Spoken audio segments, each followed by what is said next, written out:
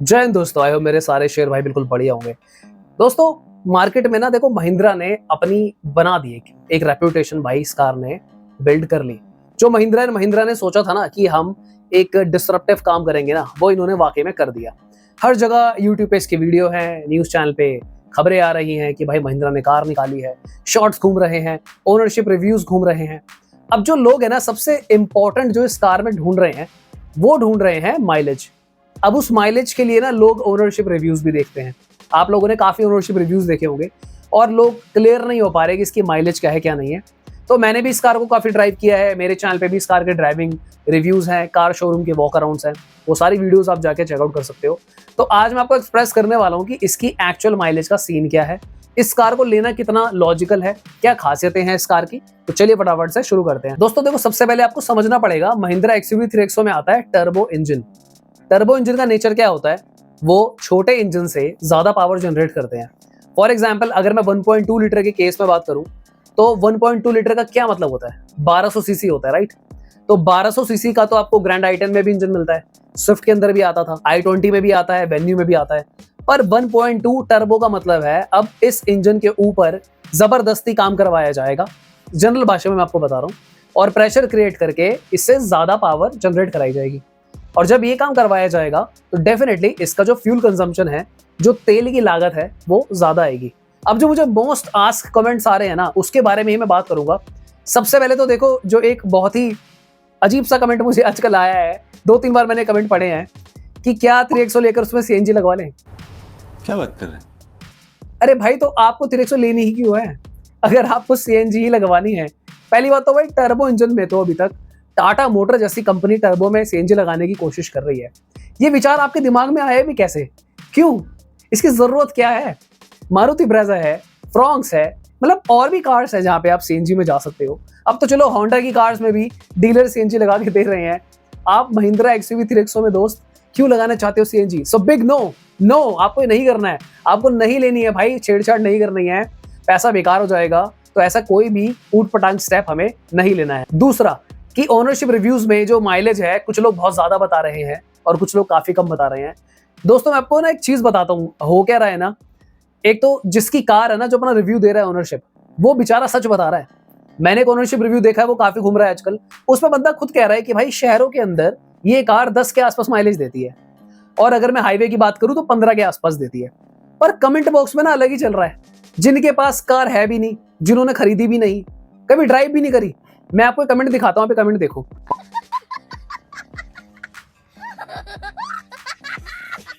इन भाई ने लिखा है कि 25 की एवरेज आ गई 3XO में। 25 की एवरेज आ गई तो एस्प्रेसो, ऑल्टो, ये सब क्या करेंगी कार। भाई 25 की माइलेज ना नई स्विफ्ट क्लेम कर रही है, जिसमें 1.2 लीटर का 3 सिलेंडर इंजन आता है पेट्रोल में। अगर वो भी 25 दे देना भाई एग्जैक्टली, तो अब जो बोलोगे ना वो कर देंगे चैनल पे। उसका भी बड़ा मुश्किल ही है कि वो 25 की माइलेज दे दे। आप 3XO से कहां 25 की माइलेज ले रहे हो भाई।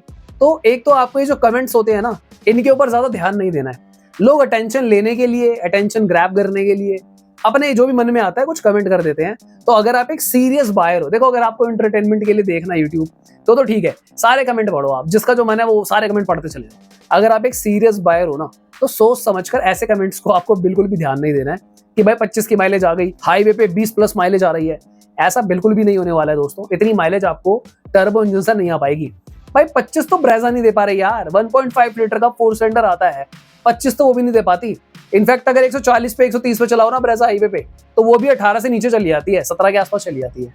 तो इतनी माइलेज तो भाई कहीं नहीं मिल रही है आपको। तो इन चक्करों में मैं आपको ना बिल्कुल लॉजिक बताता हूँ इसके माइलेज का एक्चुअल में फैक्टर क्या है।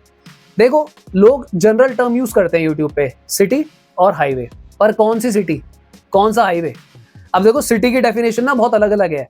आप दिल्ली में आओ कभी, दिल्ली में बहुत सारी सिटियां हैं। पुरानी दिल्ली चले जाओ आप, वो भी एक सिटी है। उत्तम नगर है, वहां पे भी आप जाम देख लो जाके, या फिर आप रिंग रोड पे गाड़ी चला लो रात को शाम को। देखो, जितना ज्यादा बम्पर टू बम्पर होगा ना, सिटी के मायने बदल जाएंगे।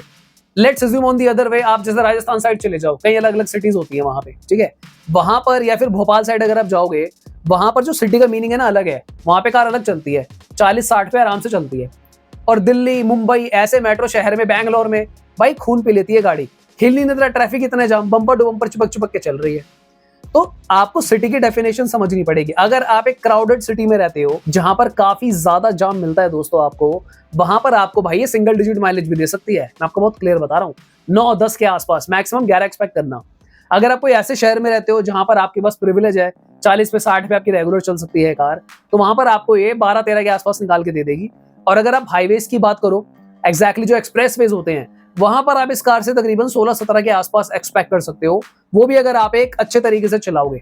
अब आप सोचो एक्सप्रेस वे पे भी आप चला रहे हो 140 पे 30 पे, वहां पर आपको दे देगी 17-18 की माइलेज, वहां पर भी काफी टफ हो जाएगा, स्ट्रगल करना पड़ेगा, क्योंकि ये टर्बो इंजन है आपका। दोस्तों अगर आपको वीडियो अच्छी लग रही हो, मैं आपसे रिक्वेस्ट करूंगा प्लीज चैनल को सब्सक्राइब कर लीजिएगा। हमारे प्रिय व्यूअर्स हैं, रेगुलर देखते हैं, लाइक जरूर करके जाइएगा। और अगर आप दिल्ली एनसीआर से हैं, आप अपनी कार का कोई ओनरशिप रिव्यू हमारे साथ शेयर करना चाहते हैं, हमारे ईमेल पे आप मेल कर सकते हैं, हम आपसे मिलकर आपकी कार का ओनरशिप रिव्यू शेयर करेंगे। दोस्तों नेक्स्ट चीज पे बात कर लेते हैं कि नेक्सॉन और 3XO में कौन सी एक्चुअली में स्ट्रॉन्ग है, किसको मैं मानूं कि भाई ये सेफेस्ट कार है। देखो ये समझने के ना दो पहलू है, मैंने एक वीडियो में बताया था। टाटा नेक्सॉन ऑलरेडी 2024 में ग्लोबल एनकैप 5 स्टार रेटिंग ला चुकी है, 3XO का टेस्ट अभी हुआ नहीं है। तो अगर इस हिसाब से आप देखते हो तो टाटा नेक्सॉन फिलहाल स्ट्रॉन्गेस्ट कॉम्पैक्ट एसयूवी है इस पूरे सेगमेंट में। और अगर हम बात करें 3XO की, तो पुरानी वाली एक्सयूवी 300 जो थी वो 5 स्टार ले आई थी, पर उस समय ग्लोबल एनकैप के जो नॉर्म्स थे दोस्तों वो काफी अलग थे, और अब नॉर्म्स काफी ज्यादा अलग है।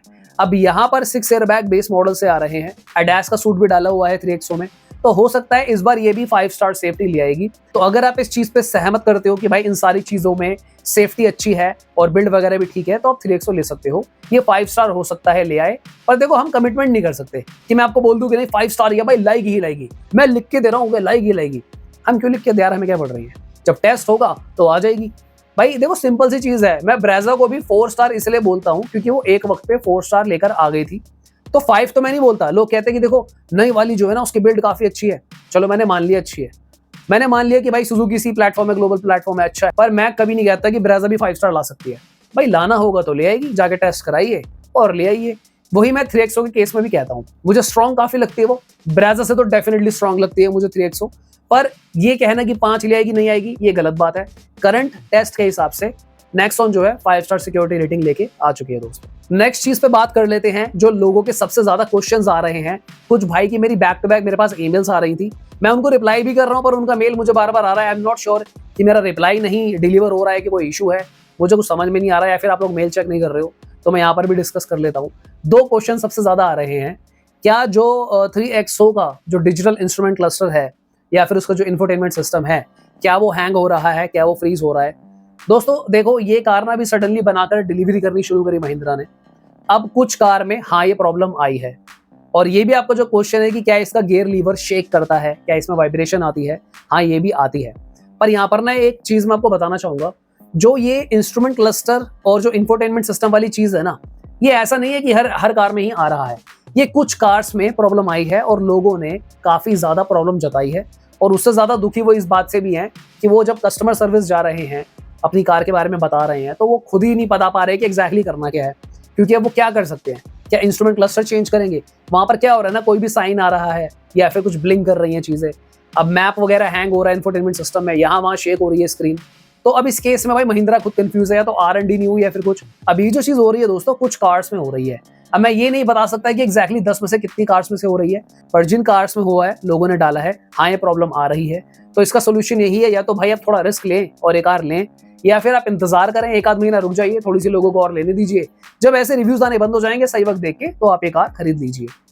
और रही बात दोस्तों गियर की, क्या वो शेक कर रहा है वाइब्रेशन, हाँ भाई कर रहा है, और पहले दूसरे गियर में वाइब्रेशन आती है क्योंकि कार में पावर है और ये 3 सिलेंडर इंजन है। अगर आपको देखो टर्बो इंजन ही चाहिए, आपको बिल्कुल वाइब्रेशन नहीं चाहिए, तो मैं आपको रेकमेंड करूंगा आप TGDI की तरफ जाओ, चाहे आप वहां पे 3XO का TGDI ले लो, या फिर आप वेन्यू टर्बो ले लो, या फिर आप सोनेट टर्बो ले लो, काफी अच्छे इनके इंजन है भाई, काफी स्मूथ है, वाइब्रेशन ऑलमोस्ट है ही नहीं, फील ही नहीं होगी आपको। तो ये जो गियर वाली चीज है ना, ये पर वो नहीं है कि once in a blue moon scenario कि कभी कभी हो रहा है, ये आपको मेजॉरिटी ऑफ कार्स में ऐसा देखने को मिलेगा।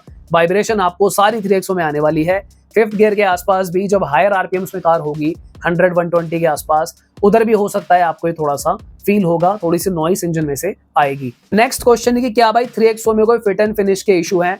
मैं नहीं मानता इसमें कोई फिट एंड फिनिश का इशू है, मैंने खुद जाकर शोरूम में इस कार का रिव्यू करा है, मुझे कोई भी फिट एंड फिनिश के इश्यूज नहीं लगे। और ये जो कुछ लोग कह रहे हैं कि यार व्हाइट इंटीरियर बेकार होते हैं, ये होता है वो होता है, ये सब्जेक्टिव चीज है दोस्तों, ऐसा कुछ नहीं है बेकार होते हैं। लोग कह रहे हैं कि भाई व्हाइट बहुत जल्दी गंदा हो जाता है। आप मुझे एक बात बताओ, जो काले इंटीरियर्स होते हैं उसके ऊपर भी तो मिट्टी जम जाती है यार, तब भी तो दिखती है, तब भी तो वो गंदी हो जाती है, पोंछना तब भी पड़ेगा आपको, पोंछना तब भी पड़ेगा आपको। तो ये आपकी पर्सनल टेस्ट और चॉइस वाली बात है, पर काफी क्लासी लगती है बैठने के बाद। व्हाइट इंटीरियर बहुत प्यारे लगते हैं, तो ऐसा कुछ भी नहीं है, इस बात का पतंगड़ ना बनाया जाए कि आइवरी व्हाइट डाल दिए ये तो वेस्ट हो गया इंटीरियर। आपको अगर पसंद आते हैं आप जाके लीजिए, आप लोगों की बात मत सुनिए। और जो गेयर वाइब्रेशन वाली चीज भी है, आप कार को चलाइए, भगाइए कार को यार। अगर आपको फील होता है, अगर आपको लग रहा है कि कोई प्रॉब्लम वाली बात है तो मत लीजिए यार। और अगर आपको नहीं लगता, कोई ऐसा फील ही नहीं हो रहा है, तो भाई बिल्कुल लो यार, बहुत अच्छी कार है, कौन कह रहा है ना लेने के लिए, बिल्कुल लीजिए आप। नेक्स्ट क्वेश्चन दोस्तों कि भाई जो महिंद्रा 3XO का जो स्पेस है, जो लोग बोल रहे हैं कि इसमें विटारा और क्रेटा जितना स्पेस है बैठने के बाद, क्या ये बात सच है? भाई मैं खुद कह रहा हूँ आपको सच है, मैंने खुद बोली है ये बात, क्योंकि इस कार का जो व्हील बेस है दोस्तों वो थोड़ा ज्यादा है। अगर आप कहीं पे कंपैरिजन वीडियो देखेंगे, अगर मेरी भी देखेंगे, तो नेक्सॉन वगैरह जो कारें हैं, ब्रेजा हो गई, नेक्सॉन वेन्यू, इनमें 2500 mm का व्हील बेस आता है। व्हील बेस का मतलब होता है आगे वाले टायर का पीछे वाले टायर से जो डिस्टेंस होता है।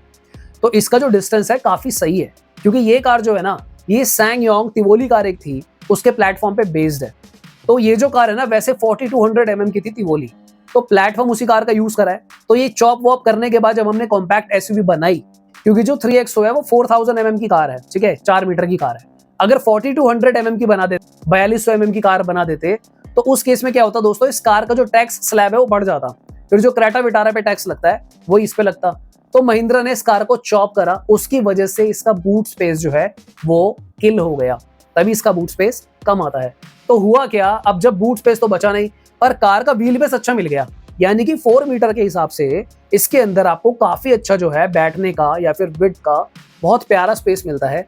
हिप रूम हो गया आपका, शोल्डर रूम हो गया, 3 लोग बैठना हो, या फिर आपके पैर लंबे, आपकी हाइट ज्यादा है, हेडरूम वगैरह इस कार का बहुत जबरदस्त है। मेरे चैनल पे आपको ना वीडियोस मिलेंगी, मैंने उसमें बैठ कर खुद ही आपको दिखाया है, ऐसे नाप आपके भी, कि कितना स्पेस आपको मिल जाएगा, उसको भी जाके जरूर चेकआउट कीजिएगा। दोस्तों लास्ट क्वेश्चन कि क्या ये कार लेने लायक है? देखो बिल्कुल लेने लायक है। अगर कोई आपको ये कह रहा है कि लेने लायक नहीं है, तो ये बात ही गलत है। पर इसमें क्लॉज ये है कि आप किस पर्पस के लिए उस कार को ले रहे हो।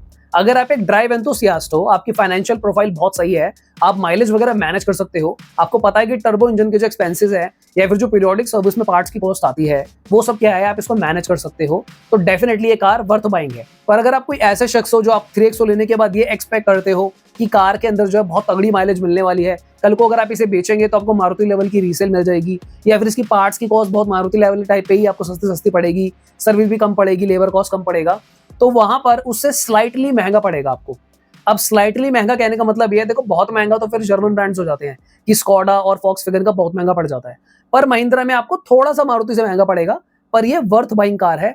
इसको अगर आप लोगे तो एडवेंचरस कार है ये, तो ये एडवेंचरस कार है और साथ में फैमिली कार भी है। ये प्योर फैमिली कार नहीं है, क्योंकि प्योर फैमिली कार में क्या होता है, वो आपकी फैमिली की नीड्स को फुलफिल करती है, खर्चा भी कम होता है, आपका मैनेज हो जाता है। तो आई होप आप मेरा मैसेज समझ गए होंगे। तो आज की वीडियो के लिए इतना ही दोस्तों, मिलते हैं किसी और दिन। Thank you so much for watching, bye bye, take care.